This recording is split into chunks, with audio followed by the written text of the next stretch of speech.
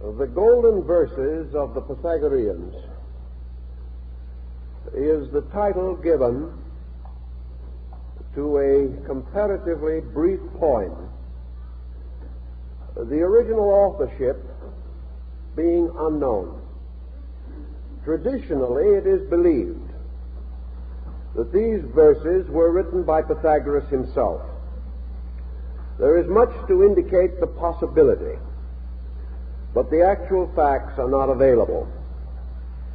We know, however, that at a comparatively early period, these verses were regarded as a true exposition of his teaching, and the internal content binds them very closely to the school of Pythagoras. As we realize, very little has come down to us in the actual words of this great Greek philosopher. He is recognized and revered principally for the mysterious impact which he bestowed upon the entire field of classical learning. Nearly all who came after him in Western culture have admitted indebtedness to his system. Yet this system has survived mostly through interpretation and commentary by other persons. Pythagoras flourished in the 6th century before the Christian era. His school at Crotona was ultimately destroyed by vandalism, and it is believed that the master himself was martyred. At the time of the destruction of the academy, or institute, the buildings were burned, and it is assumed that this is the cause of the loss of such manuscripts or documents as might have survived about him. We also know that he was little given to placing his teachings in written form.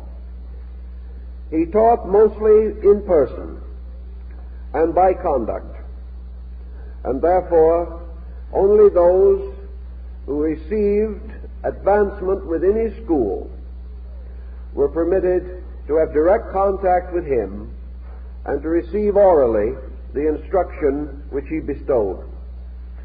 Some fragments in writing, either his own or notes by his disciples, did survive. These have more or less disappeared in the course of time, unless we are to assume that the best of them have been gathered into the Golden Verses.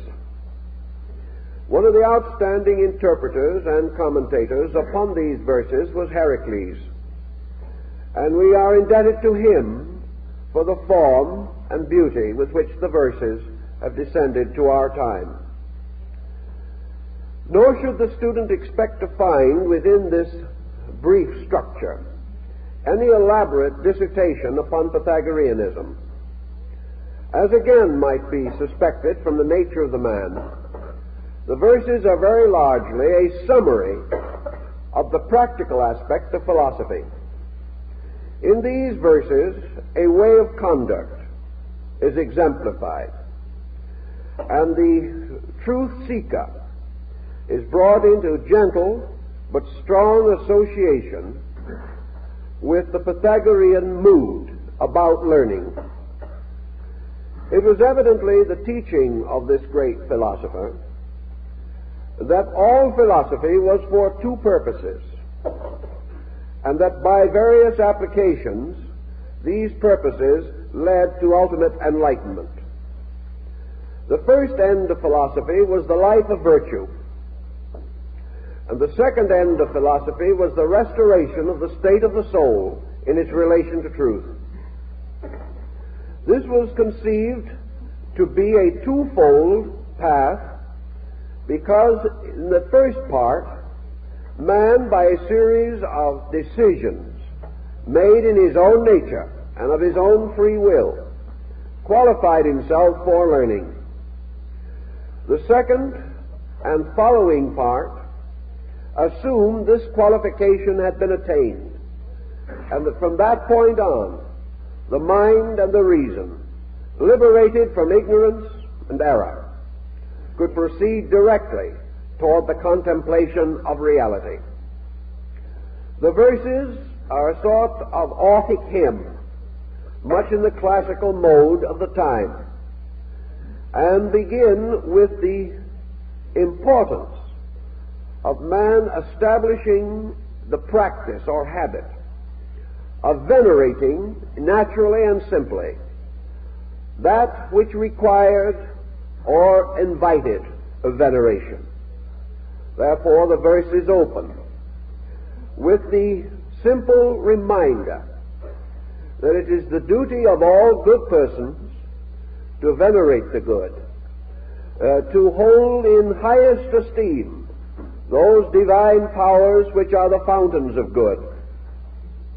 Thus man is encouraged to acknowledge and to learn to adore and understand the spiritual roots and beginnings of our life.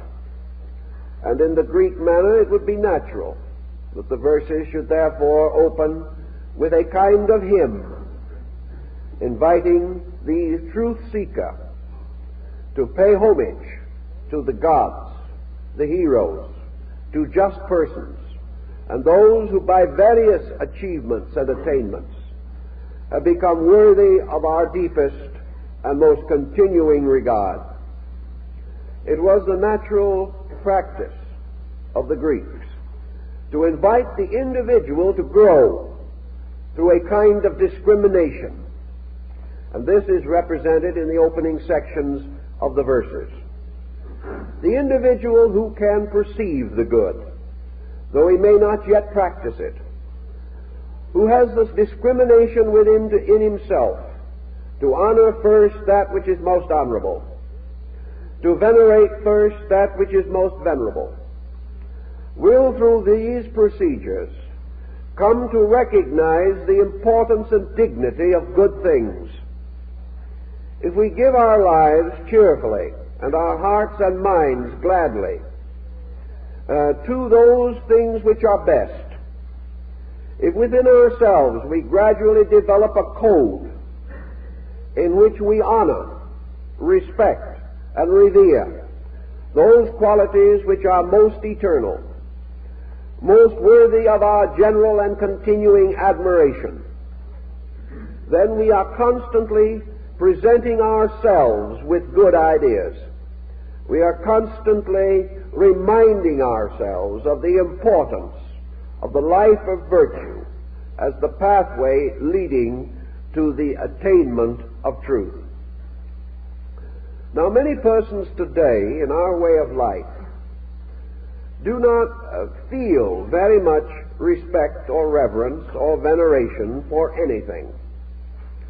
And we sort of feel today that to bestow such a mood is to fall under a kind of antique pattern. Yet, Pythagoras was probably wiser than most moderns, not in the fact that we should go about worshiping each other. Such was not the intent of the verses, but rather that we should have discrimination enough to choose to bestow our largest admiration upon that which deserves it. For only by so thinking and feeling, only by giving of ourselves to that which is a just and legitimate requirement, can we maintain our own orientation in this world.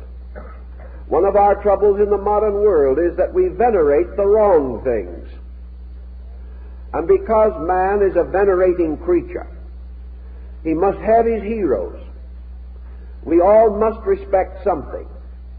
And Pythagoras points out that when we respect that which is superior, we inevitably incline ourselves to become like that superior.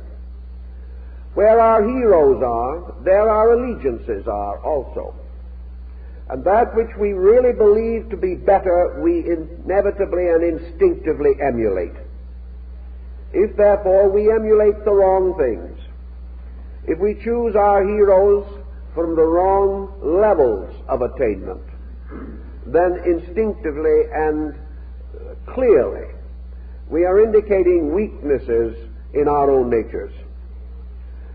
Everywhere, in everything, man should reserve his respect for that which challenges him to greater attainment. The craftsman instinctively respects a superior artisan, one whose knowledge is greater than his own. The average musician respects the greater musical genius. The average physician respects the great physician. All of us are inclined to respect achievement in fields that we understand. And this instinct should lead us ultimately to recognize the need to venerate those great principles in the universe, which are the fullness of all qualities, which today we recognize and practice only in part. If, therefore, in any generation we examine those persons or things most admired and respected, we come into a valuable psychological key to the qualities of that generation, to its instinctive interests and indifferences.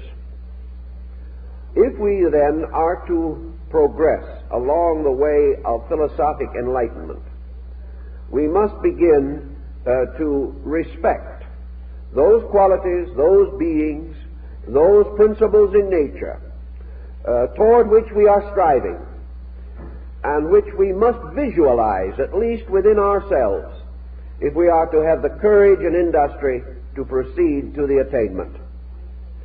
This then becomes a continual, gentle remembrance of great and good things, and our willingness to choose between good, better, and best, always seeking to discover the best, and by so doing to challenge ourselves to be like the best.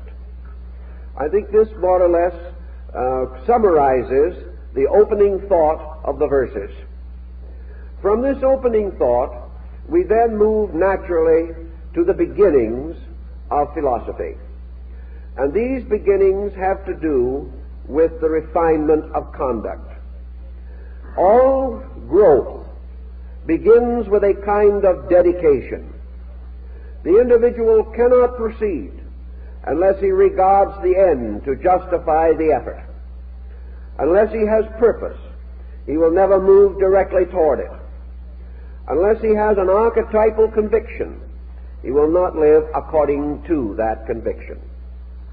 Thus we come upon what might be termed the theological overtone of the verses, namely the man gradually experiencing within himself, through learning, through observation, through association, gradually experiencing the fact that there is a better way of life than that which we commonly live, and that this better way of life has rewards and opens doors and brings consolations that the lesser way of life cannot experience. Thus the verses invite the individual to recognize that a superior way of life is man's protection against those conditions which arise from an inferior way of life. That growth is continuous, and that therefore man is constantly seeking nobler and fuller expressions for his own internal resources. Thus the beginning of man's life of discipline is not effective unless this discipline is purposed. The individual cannot discipline himself, nor will he find the incentives or the moral support of his own energies unless this discipline is purposeful, unless it becomes the most important thing in all the world. The individual will not have the energy and the continuity and the dedication to carry it on toward the attainment of self-improvement. Pythagoras obviously knew in his time, we find records historically bearing upon these matters, that the average person, though he be uncomfortable, miserable, variously dilemmaed, does not in all these negative circumstances have sufficient energy or sufficient inducement to correct his own way of life. He would rather hope against miracles, phenomena of some kind which will save him in spite of himself. He seeks to surround himself with comforts to substitute for the absence of securities. He is forever compromising because his incentives and his inducements are not great enough. Now, the Pythagoreans were well aware that man's inducements must clarify with his growth. The individual in a state of ignorance cannot be certain of those great good things which are the ends of wisdom. Yet discipline comes to him from another source, whether he be certain or not. And this source lies in the religious conviction of his peoples. In those days, of course, what we would term today the agnostic or the atheist were rare. There were not great numbers of persons who were unbelievers, who did not have some faith or substance of belief in themselves. Therefore, the beginning of this discipline was to a degree simple religious virtue. The individual standing in the presence of the Decalogue delivered by Moses, or listening gently and quietly to a reading of the Beatitudes, was moved not by reason, but by faith, by the recognition that these words, these commandments, these great institutes were wise, were benevolent, and were so considered as to make life best for him. So the beginning of the life of virtue is the acceptance of the divine way, as brought by revelation, by teachers, by venerated prophets, and by the great spiritual leaders of the race. Under these conditions, the individual may turn to piety simply because it is the good way, not because he understands why, but because he knows in his daily conduct that persons who live this way are better friends, better relations, more honorable associates in all the walks of life. He learns in his daily living that we finally depend for our safety in this world upon the honor of others, and that this honor is important to us, and that our honor is important to them. Thus, the honorable life must precede the life of discipline. It must be a way in which, for reasons commonly obvious, we do those things commonly approved as good, maintaining constantly with it the simple faith that the performance of these good things is not only acceptable to our fellow men, but is in harmony with the great religious and spiritual universe in which we exist. So in the beginning all things may not be clear, but that good is desirable is universally accepted, and that which is desirable shall be practiced on all occasion and with all fortitude, and the individual shall, in the service of good, strengthen such resources as he may possess. So the Pythagorean golden verses begin to emphasize the gradual establishment of value. They begin to point out how man attains to his natural human estate, and that this estate begins in the cultivation of adequate self-control in all things, that there can be no victory for the individual who is unable to direct his own life, that this direction of life becomes more clear as we proceed, but that at any stage the individual must still be the leader of the total of himself. So we have another ancient classical axiom, namely that man as a being, as a center of life and light, must lead his total personality and never be the victim of it. Thus the best part of man must govern man, even as the best part of men must govern the rest. And as God, being the best part of the universe, leads all of it, so in every creature there is a God. There is a supreme being, or power, or principle, that which is superior to the rest, and this must always guide the rest. if the individual is not led by the best of himself, he falls not only into evil, but falls away from religion. For the best part in all things is that part most like God.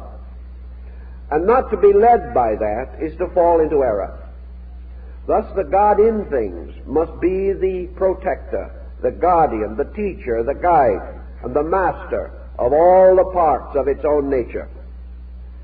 So man seeking for understanding, seeking for discipline, seeking ways to put his life in order that he may be acceptable to the Most High, must first of all choose or select the best of himself and make this leader of the rest. Now, in the Pythagorean system, being a philosophical school, it was assumed that in man, that which we call reason is the best part. Now, reason is not just mind, nor is it just emotion, nor is it just higher thinking. Reason is that thing or power or faculty in man which determines the reasonable, which determines those things possible, likely, those things next in sequence. Reason not only lifts man from a lesser state, but it prevents him from tumbling headlong into an unknown state. Reason not only hastens him from his ignorance, but reason also slows his step when he comes to things more difficult than he can immediately manage. Thus reason becomes a constant impulse toward the reasonable. And the reasonable in turn is the essence or principle behind the practical. Therefore all things truly practical are reasonable, and all things truly reasonable are practical. And that which is practical is that which makes possible in each instance the greater good.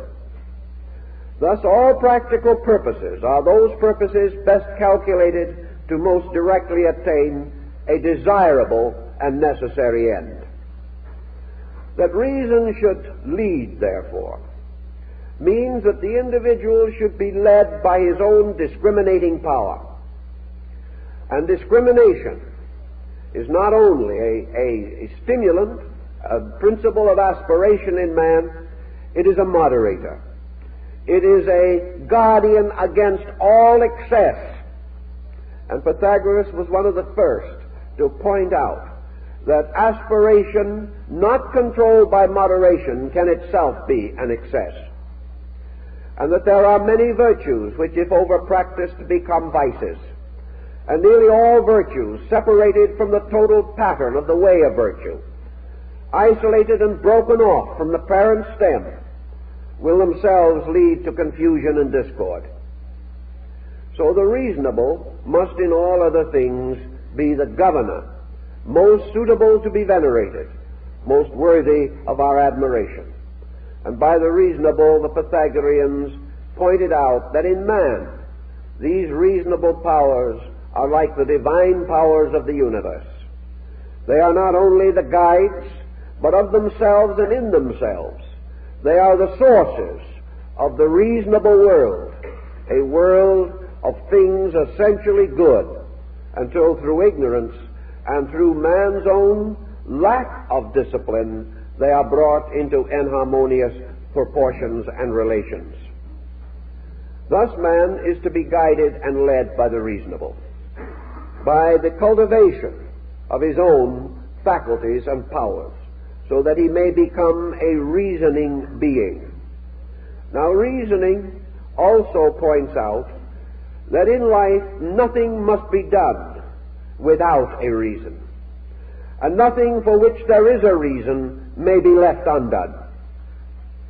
So the Pythagoreans were very strict on this point, that the moment it becomes obvious that we have a need, that need must be met. And it must be met in a manner that is in accordance with the laws governing right action.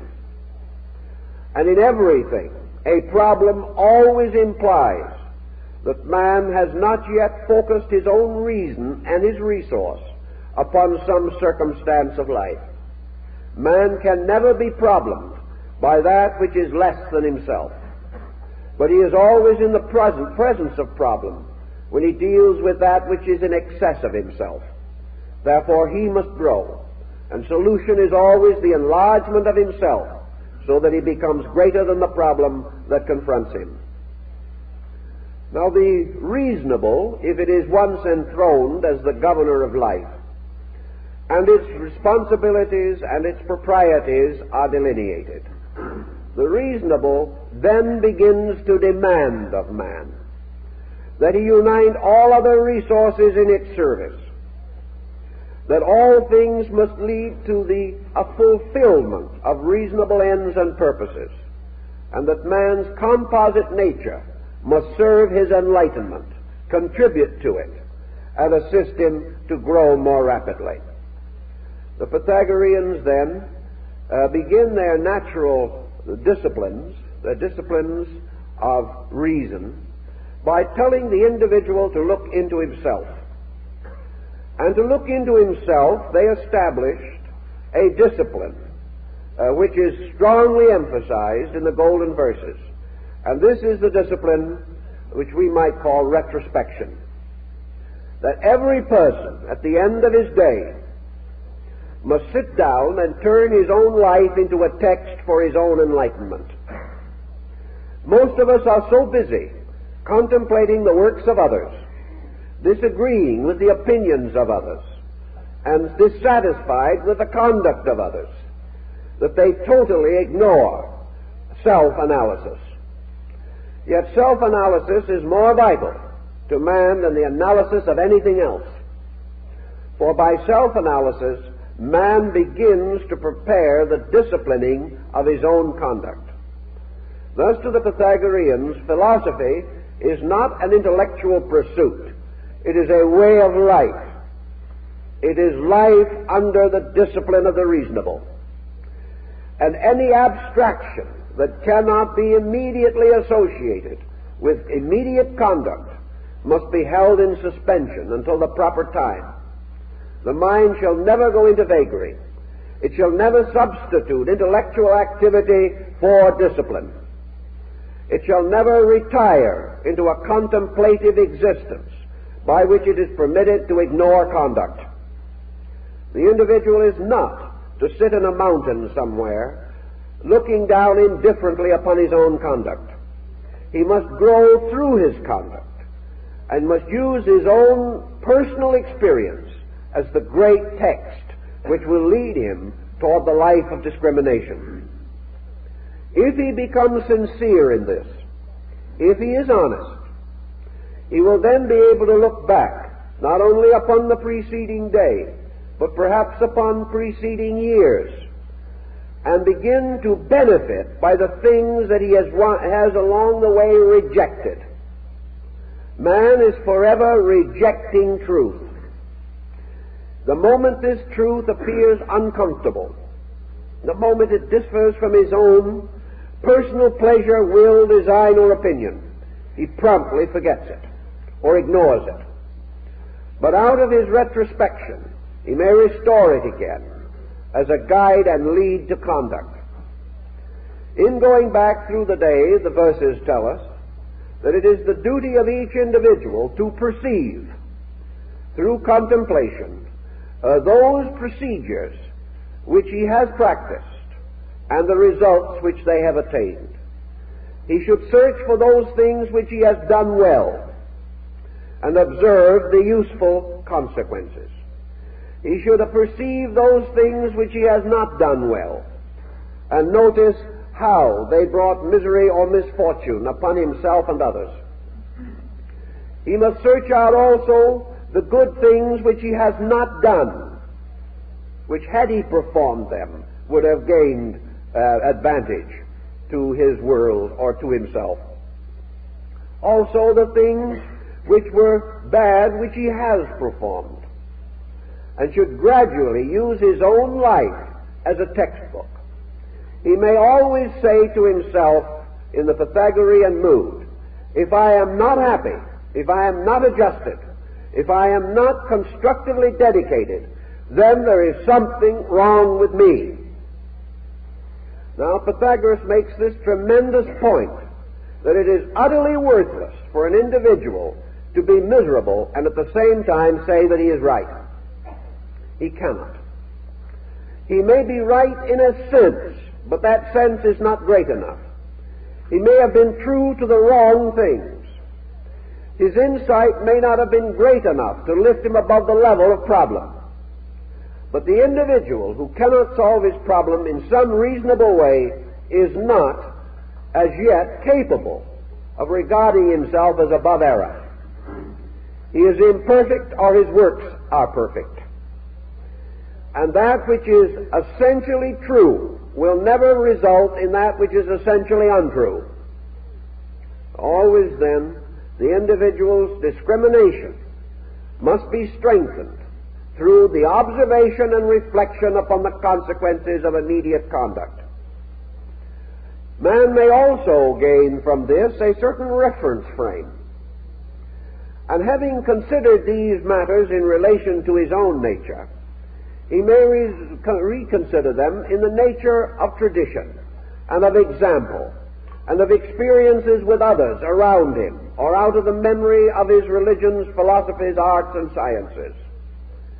He will then observe that though they may be persecuted in their own time and regarded as offenders in their day, those whom the world best loves and most remembers are those who were true to the great discipline of ethics.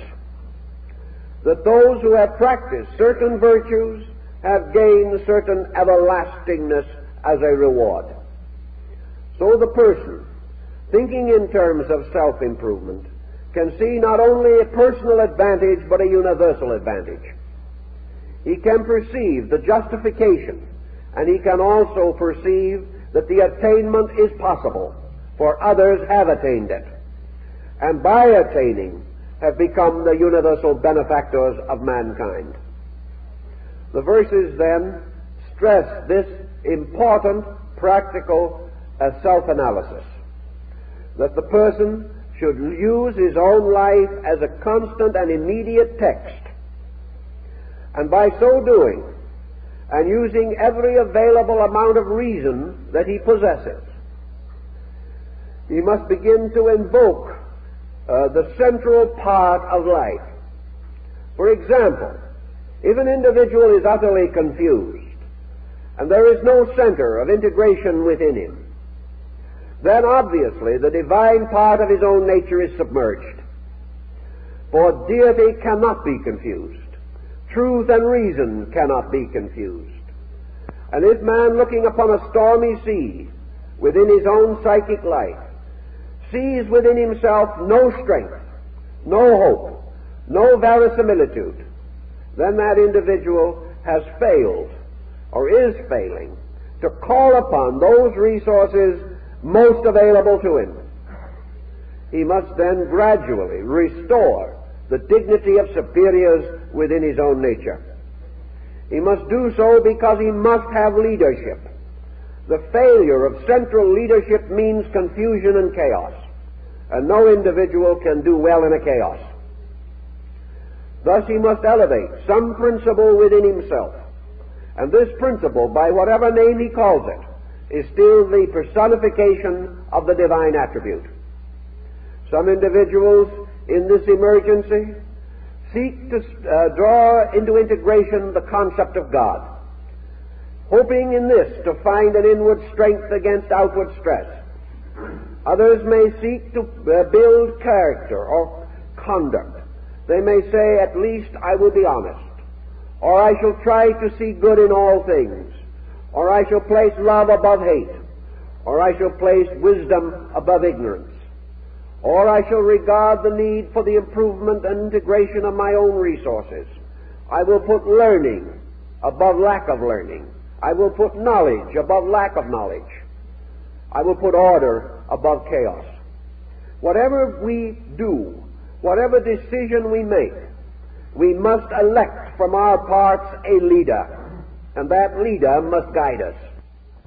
And that leader must be some phase, value, or quality of good, something strong enough to inspire us to go on. The moment we establish this leadership, many of our troubles cease. Most of our chaos and confusion is overcome. The golden verses state it rather modestly. They say that the individual who has this true internal leadership suffers from a minimum of ills. Whereas others have many disasters, this leadership gradually reduces disaster. We may not immediately dispel all of it, but that part which we cannot dispel, we are now enabled to meet and carry with natural dignity.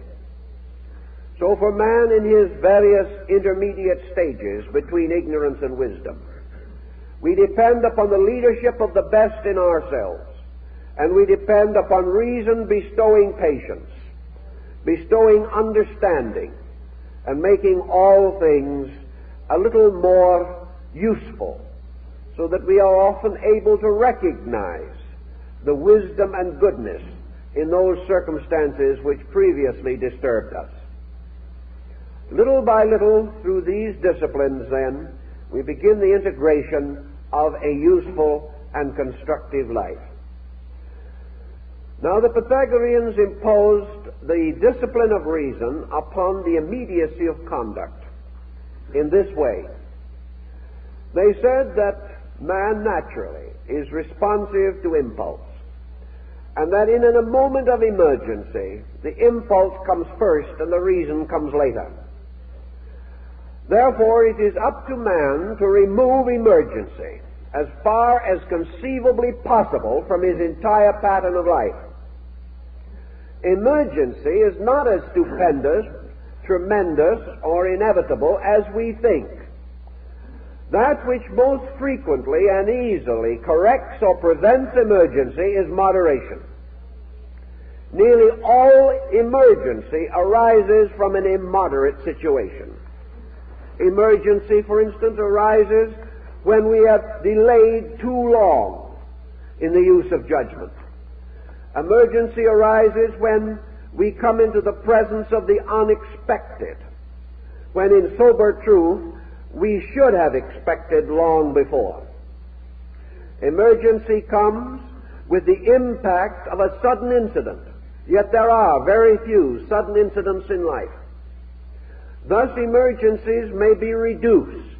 There are some which we probably cannot immediately cope with. But the daily emergencies which lead us to the common mistakes, which in turn gather to cause an unhappy life, these emergencies are most of them to be easily prevented, easily met, if the individual will use discrimination and will be led by the principle of wisdom within himself. Thus, our life to escape emergency must be, says the verses, the life of moderation. Moderation, for instance, in itself cuts away from us much discord. Moderation in all things will not only assist us to rule our affairs more adequately, but will liberate much of our time from the burden of critical situations. Moderation also prevents those excesses of temperament by which we push matters too rapidly, or also will prevent us from permitting emotion to dominate conduct in a critical situation. Moderation is the reduction of excess. It is the reduction of ambition to reasonable bounds, itself something that will protect health, happiness, and help to strengthen the relations of life. I was talking to a family not long ago in which the family is bankrupt simply because the man of the family is inordinately ambitious. He is so ambitious to attain certain things that he is neglecting life itself for these things. And in all probability, if he continues his present course, he is heading into a nervous breakdown, or he is heading into a heart difficulty. And this ambitious man, who has had no time to live as a father, a husband, and a friend, will probably drop dead in his 50s without ever having achieved the natural good things which life could bestow. Naturally, his attitudes are warped by the lack of social adjustments, and he is a poor person because his ambitions have never been moderated by other values. Always, moderation releases energy from things inferior and dedicates it to the attainment of things superior. Moderation in living reduces the jealousies and envies of our associates. When we try to live beyond our means, we make enemies. We also destroy the trust that people have. And when we become hopelessly in debt, we destroy our own security. By doing all things moderately and reasonably, living in the natural dignity of our kind, and placing the attainment of value above the attainment of things, yet at the same time neglecting no duty or obligation. Thus we become moderate creatures, and through moderation relieve ourselves of a great variety of emergencies. The individual who has all lost his furniture, his automobile, and his house because he could not keep up his payments is a person confronted with an emergency, and we may be sorry for him. But he will continue to have emergency because it is in himself and not in the financing corporation. He has simply failed to be moderate. He has failed to be thoughtful. He has failed to let reason guide his conduct. Therefore he is in trouble. And as Pythagoras even then pointed out, such men in such emergency curse the gods, failing utterly to see that it is their own mistake. By moderation also, we reduce pressures, and pressures release thought. And where pressures come down to a moderate level, the individual has greater mental leisure. He has greater opportunity to plan. The more emergency-filled his life is, the less energy he has for planning and purpose. And ultimately, he becomes totally absorbed in his desperate effort to adjust to the moment. He lives for the moment and dies in one of those moments. Thus, the disciplines of Pythagoras begin with a very practical situation, namely this placing of a good shepherd, a leader of souls, inside of each person. This shepherd that is kindly to the wayward sheep, and even kindly to the black sheep, the one faculty in us which does not like to get better. And we continue to wander, but the good shepherd and his kindly dog, which is philosophy, for philosophy is the dog of wisdom, helps to bring back the sheep again, and keeps them in the sheepfold, which is the right way and the right place, and is security. Consequently, in all these things, man must become his own good shepherd, watching the flock of his emotions and desires, and making certain that the stray sheep does not fall victim to the wolf of avarice. If he is careful, thoughtful, and loving in these pursuits, he is already tempering himself, beginning to have the possibility of internal experience. For actually, when we put our outer life in order, we free our inner life.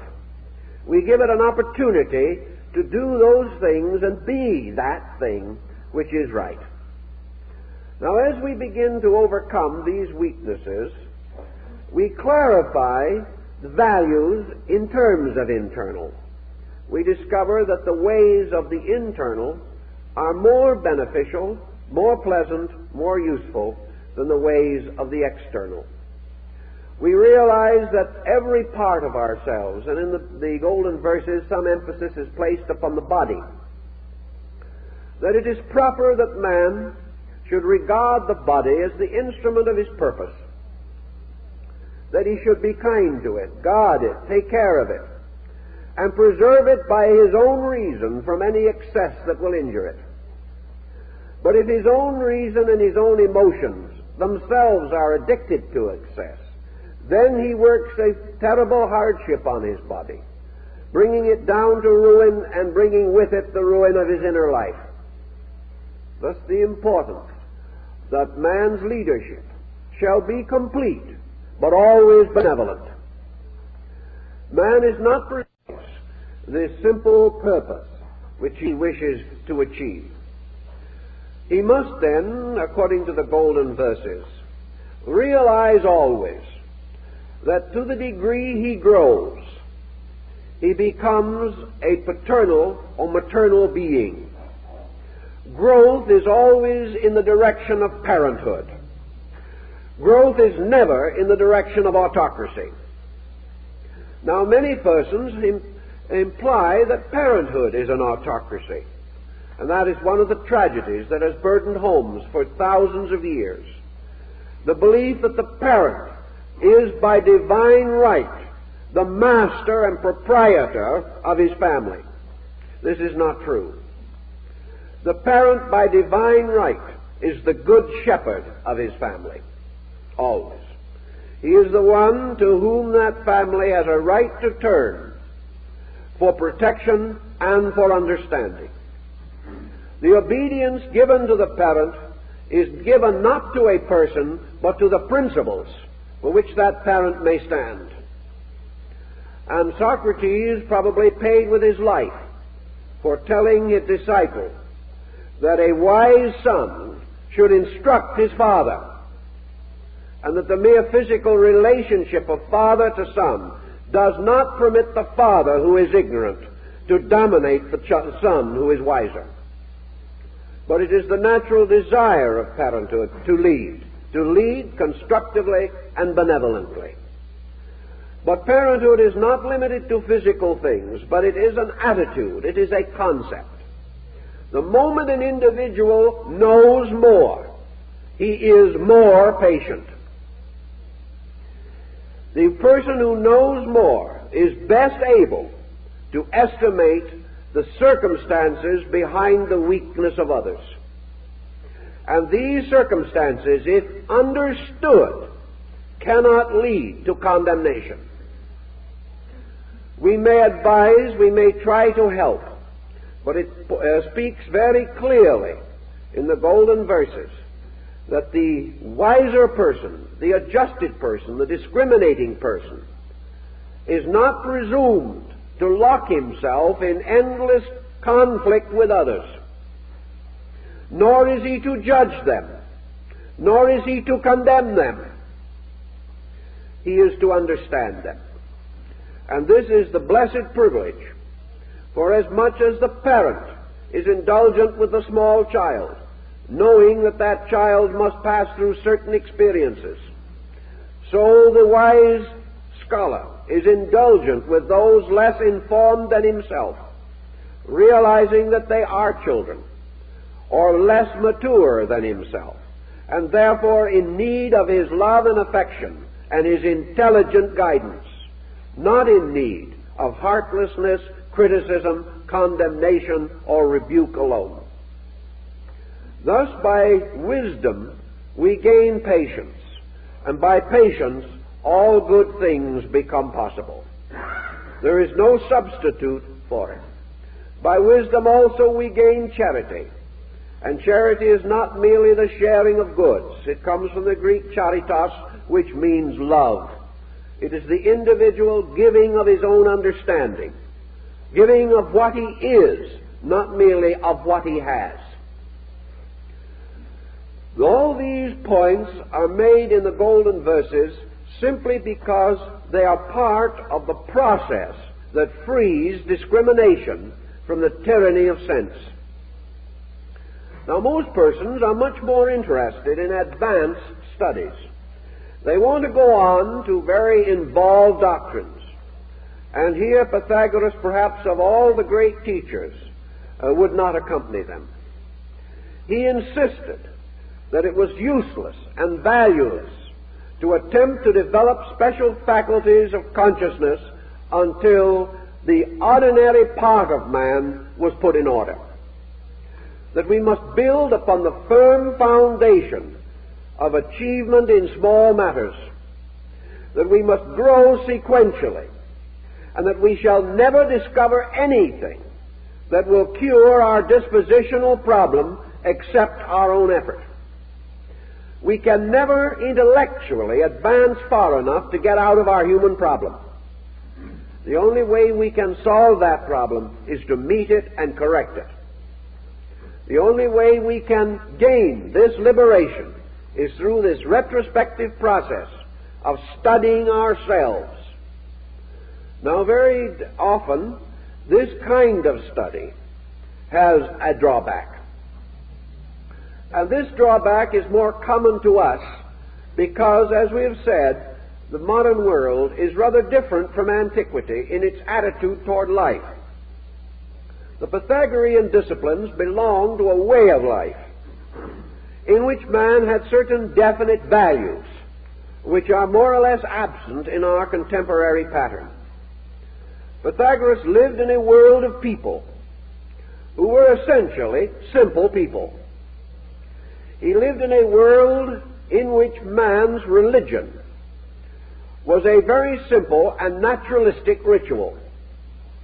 In those days there was not much fear in religion, nor was there the pressure of confusion, of sect and belief, which we know today. The Greek and Italian states had their native religion. Most persons followed it. Some attempted to interpret it, but a common faith held all men together. Also, there was a great and definite tendency to admire the philosophic life. Religion and philosophy led the public mind. Those who attained in these fields were regarded as the outstanding citizens. Thus the drift or trend was toward these matters, whereas today the drift and trend is not toward these matters. And the individual does not have the common strength of a natural, simple faith which was founded in the belief in good, and that things which were natural, fine, orderly, sequential, and kindly were good. Not having this common strength today, not having this simple foundation upon which to build, we have more confusion in our ways than perturbed the ancient. At the same time, we have greater opportunity, for the greater the problem, the greater the victory. One of the primary virtues is not to be exploited, but it is to attain this end by reason, by judgment, by integrity. I believe there was a comedian here, W.C. Fields, some years ago, who pointed out that you cannot cheat an honest man. And it is very difficult, because the honest man does not expect a bargain. And nearly all trouble begins when we try to get something for nothing. From that moment on, we are ready to be exploited, because our own attitude is actually an open invitation to the dishonesty of others. And we will ultimately find someone who will take advantage of us. If, on the other hand, we expect nothing we do not earn, we have discrimination in matters of quality, we have foresight not to permit ourselves to become involved in situations we cannot control, and little by little we have ordered our own lives, we are going to be very, very hard to cheat. The individual who, forgetting himself, bestows his total life upon others is likely to be a greater burden than a help. And the person, knowing not what to do, helping others to do it, only compounds the confusion. The blind lead the blind, and all fall into the ditch together. Therefore, the first duty of a leader is to make sure that his own eyes are open. And in order to have them open, whether it be in the simple leadership of home and family, or in the greater leadership of nation or race, the leader must have internal resources greater than his followers, or he is not justified in leading them. And these resources must be good. They must be resources founded in virtue. guided by wisdom, moderated by reason and judgment, and given constant vitalization by the impulses of virtue and truth. When these things are present, then good results, and the individual finds his growth and his natural way of life constantly enriching. This Pythagoras pointed out again, that the Pythagorean way of life was not for everyone at any given moment. He could not cause the individual to come into those emergencies of life by which decision is necessary. He could only point out that once the individual has determined to improve himself, it can be accomplished. If, therefore, the individual, coming in his own due time to that maturity of insight which makes him realize that improvement is necessary to survival, only that individual is ready for the philosophic life. And having made this dedication, he can then proceed as far as his own integrity will sustain him. And he will go as far as his insight will sustain his determination to succeed. This was called the philosophic few, that group that had reached the point where it had suddenly realized that its trouble was due to itself. The world was then divided into two parts. The larger part, being composed of persons who blame others. They are the unphilosophic material. Then there is the smaller group that recognizes self-responsibility for the consequences of conduct. This is the smaller group, ready for greater insight. And those who had this insight could be led along the road of wisdom and could make that journey which leads finally back to our eternal home. The rewards of discipline, then, are the gradual integrations of the factors of living, so that at last we can sit down quietly and say to ourselves with full meaningfulness that we live in a good world, that we are surrounded by people who are essentially good, whose conduct that has long offended us is the result of the same circumstances that impelled our conduct which so long offended them, that we are all moved by the same non-tranquilities, and that by patience and growth we have grown, and that by patience and growth they will grow. We are there to help them, but only to help them to help themselves, for no man can grow for another, and no man can save another. But by example, we can invite others to the contemplative way of life. Having gradually reached this integration in ourselves, we come to the end of conflict. We are no longer bowed down by the opinions of others. We no longer cater to their weaknesses. We no longer subscribe to their superstitions. Rather, we live quietly, respecting all things, and serving mostly and with all our contrition of spirit that which is essentially true. Thus we come to what might be termed the fulfillment of the cathartic discipline of purification. We have removed impurity from ourselves. For all negative emotions, all negative thoughts are impurities. All things which are not toward the good are away from the good. And that which is not for truth is against truth. And that which brings misery to ourselves and sorrow to others is not for the truth.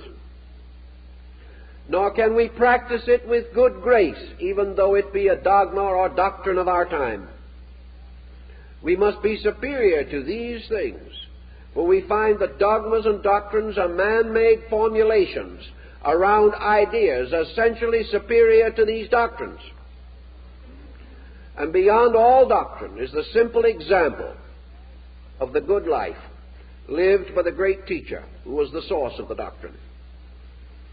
Having thus concluded or consummated a reasonable attainment in the life of discrimination, the life of purification, the verses then tell us to direct our attention towards the sovereignties of those divine powers which are the rulers and leaders of the universe. From overcoming weakness, we then move to the growing of strength. From getting rid of that which is not so, we come to the cultivation of that which is so. In other words, we rise above the not-self, the illusion in man, the egoism, egocentricity and selfishness, which have so long disfigured the human personality. And being freed of these lesser despots, having escaped from the tyranny and anarchy of self-will, the individual is ready to contemplate the mystery of the divine will. And all allegiances must be moved from that which is essentially human to that which is essentially divine. Yet at the same time, we must know the divine through the human, but we must understand the human through the divine. They are conditions, degrees, and excellences of each other, and these we must contemplate with every means at our disposal. The being, the self in man, freed from slavery or involvement in the hopeless confusion and complex of externalized existence, naturally turns its face like the sunflower to the source of its own light. It naturally and instinctively rejoices in good and moves toward the experience of identity with good. As this goes along in its reasonable and proper manner, the human being finds moving from within himself the tremendous flowing of the divine will. He recognizes that to the degree that he is receptive, the divine becomes an immanent thing, filling all of his parts and members, and causing him to become more and more like the source of good. And thus the individual, through the rise of his contemplative disciplines, moves into the true state of religion. And the true state of religion is companionship with God, comradeship with universals. The individual, having given up a false allegiance, must now make a true one. And in his true allegiance, he unites himself with that sovereign power which moves all things.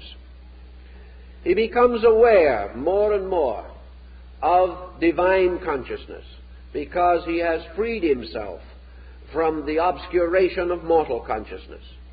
He finds himself not only thinking about God, but with God.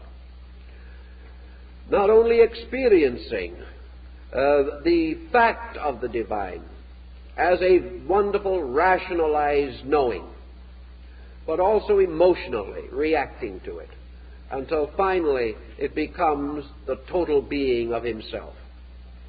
Thus the attainment of the better life leads toward this mystical experience, this illumination, this final identification, which is the sovereignty of truth in the life of the person. Only after the disciplines, therefore, does man gain the power for the unconditioned veneration of the ultimate good. To venerate, we must to a degree understand. We cannot truly venerate that which is incomprehensible. Therefore, to recognize universal good, we must have some of goodness in ourselves. If we would recognize universal truth, we must have some of truthfulness in ourselves. Finding in the infinite the fulfillment and fullness of all virtues which we practice in part. But in time that which is in part shall pass away, and we shall know all things in fullness and in truth. So the Pythagorean verses go on to indicate the future state of these beings which have emancipated themselves. And of course, following the old Greek and also the Egyptian method, the philosophy ties into the mystery of death, because death now becomes symbolical. Every time we forget the old, we die and are born into the new. The individual who gives up a grudge dies to be born a better person. For always death is the giving up of the old, and birth is the attainment of the new. Therefore, every day that we grow, an old self dies, and a new self is born. Bondage lies in continuing in the same self, without freedom. If we never outgrow what we have been, we are bound to it forever. And this is inconceivable and impossible.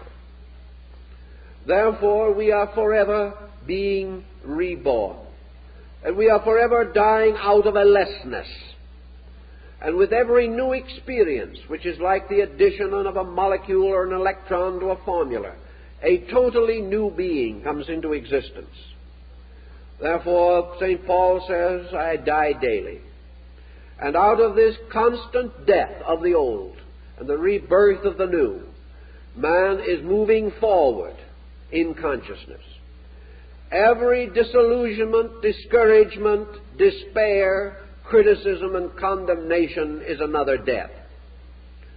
Every discovery of good is a new birth. Every hope that springs within us is a new birth in time, a birth of a new being dedicated to new purposes and new principles. There is an old self in each of us that must perish, and a new self in each of us that must be liberated into manifestation. And this new self is a messianic self, a self which has within it the healing of all the old problems that burdened us. Every time we become bigger than a problem, we are reborn, because we have attained freedom. We are in slavery to ignorance, but we are free men in the light of truth and of wisdom and of understanding. So in the death situation or symbolism comes the idea that through the death of the old, through the death of the lower being, man is liberated into the higher regions of true being. And the Pythagorean verses go on to point out that man, having attained the philosophic death and the philosophic rebirth, the old self having died by discipline, the new self having been born by inspiration and aspiration, that this new being now transforms itself from a creature of the earth to a creature of heaven. It is like this fable of Cupid and Psyche. It is like the butterfly symbol which the Greeks used for the soul. The mortal being, a caterpillar crawling upon the earth, then entering discipline or into a state of internal integration by building the cocoon, and finally bursting forth as a winged creature, flying into the light. These are the states of man's soul, and it is the purpose of the golden verses to bring man to this radiant power of flight, to give him the wings of intuition and reason, that he may ascend out of the darkness of the underworld straight to the light of truth. And these are not the wings of false learning fastened on by wax, which will melt off when we get too near the sun. These are our natural wings, hidden within ourselves, not put upon us from without. And these natural wings will sustain us, for we contain within our own nature this power of flight, this power of motion directly to the source of things. And it is so moved toward the source that man attains the end of the Pythagorean life. So the golden verses declare that at the end of man's search for reality, he shall himself truly become as the gods, knowing good and evil. He shall attain to communion with the eternal powers at the root of life. He shall join with them and serve with them. He shall be their instrument, and they shall live through him. And through his own growth, man keeps the faith with the gods and releases them. For a God is born every time the God in man is born. And all good things coming into birth through man bear witness to the eternal will of the everlasting good. Man, becoming a servant of good, becomes one with the gods. And having attained this, according to the Pythagorean verses, he enters into a state of felicity. He then comes no longer into the sorrow and darkness of the unknown, but he goes forth serving good as gloriously and as fully as he has previously served ignorance. Now, if we look upon man at his present state and see how he wanders on year after year, generation after generation, age after age, performing these same mistaken things, which have mutilated and distorted history since the beginning, we find that man has an almost inconceivable capacity to continue, to do things as they have been done, to continue the processes which have become natural and familiar to him. If, therefore, this man becomes enlightened, if he truly becomes one with the divine power, he may then subsist continuously in this, finding a way of life as glorious, as happy, and as extensive as his more miserable existence is today. He will find then that all institutions which are necessary for his good will flourish, that his life and his world will be enriched, that peace will come to him, that the great enemies, sin and death, will disappear. If not literally, their power over him will vanish. For it is not death but the fear of death that slaves men to mortality. All things not good vanish away in the light of good. And it is perfectly possible and perfectly conceivable for men to live as well as they now live badly. That only, however, through the attainment of that which is true and necessary can this be done.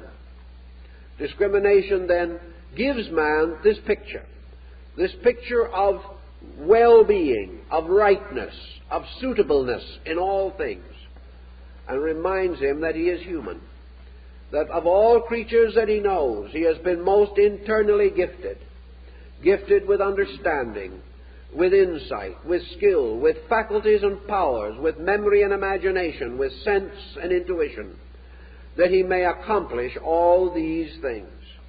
That these wonderful faculties should be bound utterly to a narrow circle of materialistic activities is naturally unreasonable. Man with a tenth of the faculties could maintain himself as efficiently as the ant, whose culture and civilization, from a practical standpoint, is far greater than ours. But man has other purposes.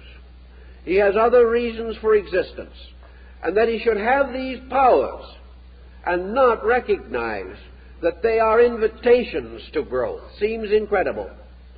That man should be able to look around him and see that he is greater than the animal, and yet have no desire to excel that animal in essential matters, is amazing and almost beyond conception. That we should see the great achievement of a few, that we should contemplate the wonderful attainments of those honored and venerated persons whom we regard as sanctified, and yet have no general impulse to emulate them, not to recognize that within ourselves is an open door leading to universal integration. Not to see this in the presence of the power to see it means that we have long been chained and held to false opinions. The Pythagoreans 2,600 years ago sought to bring these facts to man, that man, being obviously the noblest creature that we can perceive, must also have the noblest destiny, and that this destiny cannot be fulfilled in war and pillage and competition and strife, that these things do not lead to the end for which man is intended. They do not bring him into living communion with the gods. They do not restore him to his eternal estate. They do not liberate him from sin, ignorance, and fear. These things must be attained from within. A man endowed with the power to attain will attain if he makes the sincere and natural effort. But against this effort is the constant inertia, bounded by this eternal feeling that we can't do this and we can't do that. We simply lack this tremendous drive. Nature bestows impetus by giving us problem and showing us that we must either solve or be miserable. And in this emergency, with all our faculties and all our powers, man decides to be miserable. He still rejects solution because this solution takes effort. And our civilization has gradually decreased our desire to use our resources for a purpose relating to our inner lives. Yet without this resource so applied, our outer lives will never be solved. So the golden verses point to this future state in which man, joining with the gods in the infinite empyrean, lives forever in beatitude, not necessarily actually meaning that he's going off into the sky and stay there, but meaning that he has found heaven within himself. That when he turns inward, he turns upon the countenance of the divine being. That when he is quiet, out of the hidden springs and fountains of his own soul flow waters of life, instead of the polluted streams of his own perversions. That he can sit down and be at peace. That he can dream and hope. That his faith is stronger than any doubt. And that in all decision, he decides with the gods. And having made this decision, finds that in all things the divine power is with him. This being with the gods, being true to the rule, having the courage and insight and love to dedicate our powers and skills to that which is the greater good, this decision, this insight, brings with it the consolation of spirit that surpasseth understanding. In that time and under those conditions, all these dark things will pass away. We shall no longer see through a glass darkly, but face to face. And we shall also discover that in this seeing face to face, life becomes very simple, that philosophy becomes very simple, and that out of all learning comes only the strength to do that which is simple, to do those things which are true, and then to live quietly in the constant light of the presence of truth. To make this attainment is our natural end and our natural birthright. And into the golden verses, therefore, have been incorporated what seems to me to be the essence, the substance of the noblest thoughts of man. No great religion can deny these truths. It may attempt to develop them or specialize them, but still the principle remains that man, through the reformation and rededication of his life, through the offering of himself totally and without reservation to the service of truth and upon the altar of good, by these dedications and these consecrations, man justifies the good life, justifies the presence of the gods, and that which he earns he shall have, and that which he serves shall come to him, and that which is his duty shall be shown to him, and he shall dwell in peace with the gods through all eternity. And he shall have, as the ancient said, his birthright in everlastingness. Time's up.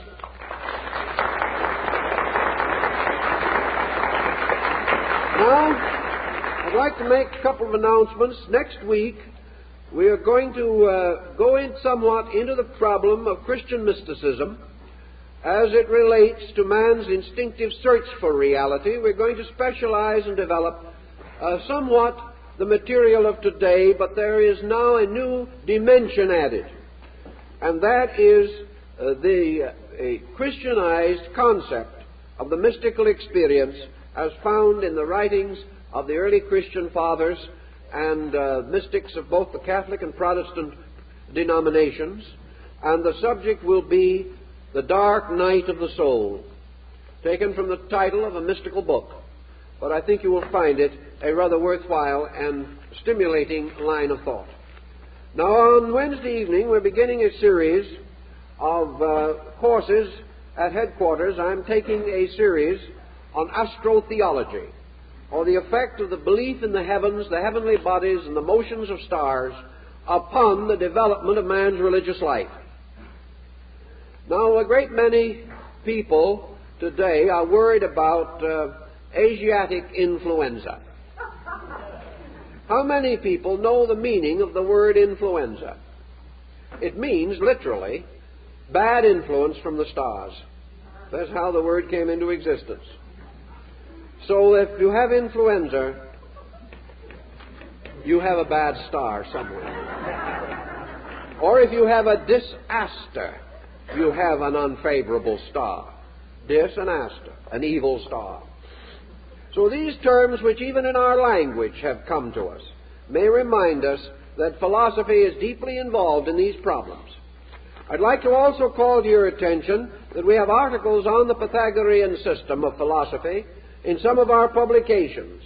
We have a section on it in our book Journey in Truth, which deals heavily with the Greek classical wisdom. We also have an article on the Pythagorean system of numbers in our book The Phoenix, and also extensive article on Pythagoras in our symbolical philosophy book, the large volume that we have had reprinted in photographic process. So therefore, you can have material about this school and its teaching from our publications. Let me also call attention to our Christmas booklets, which we hope you will find useful as Christmas cards. If you do some of your Christmas shopping with us, it will, we think, make more meaning in many instances to your gifts, also simplify your problems, and provide you with the consolation and understanding that sometimes ideas are better than things as gifts. And perhaps we need the gifts of ideas and ideals more than other things at this particular time.